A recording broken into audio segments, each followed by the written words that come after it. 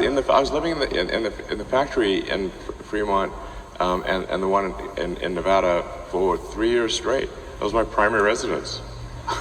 Not kidding, literally. Did you keep the couch?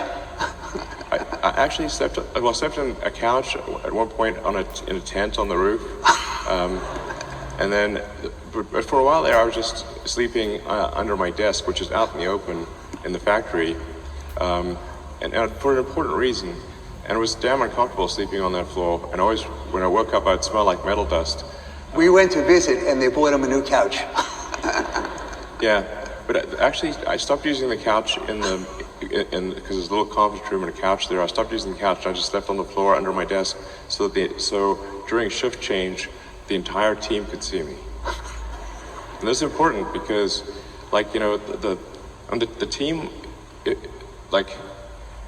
if they think the sort of their leader is off somewhere having a good time, you know, drinking Mai Tais on a tropical island, which I could definitely have been doing and would much have preferred to do. I'm not actually a masochist, I think, but the thing is that since the team could see me sleeping on the floor during shift change, with nothing. They knew I was there, and that made a huge difference. And then they gave it their all. So the focus is on always lowering cost and providing leadership. And this company, we're doing 1.5 million cars a year, but you expect to do 20.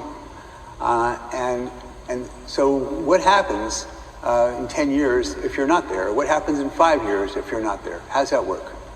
I mean, are there all these people? So at all the engineering schools, the top engineering schools, the top choice of where everybody wants to work is Tesla or SpaceX. Those two places.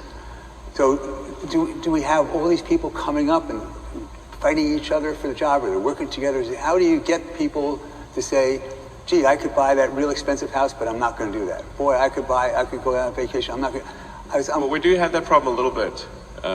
So, you know, as a company has prosperity, and then people become wealthy, then for a lot of people, you know, that once they become sort of independently wealthy, they just can't bring themselves to work, or they don't want to work, and that's totally, you know, understandable and no judgment.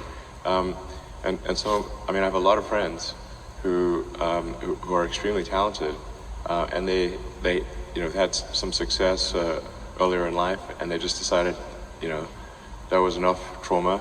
I mean, you know, one of my good friend of mine saying, like, for starting a company is like eating glass and staring into the abyss. So when people tell me, like, well, what can you do to encourage entrepreneurs to start companies?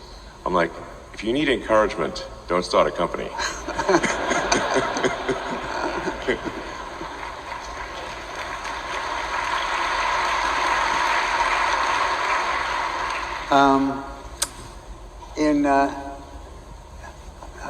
In SpaceX, and so we have, you know, competitors.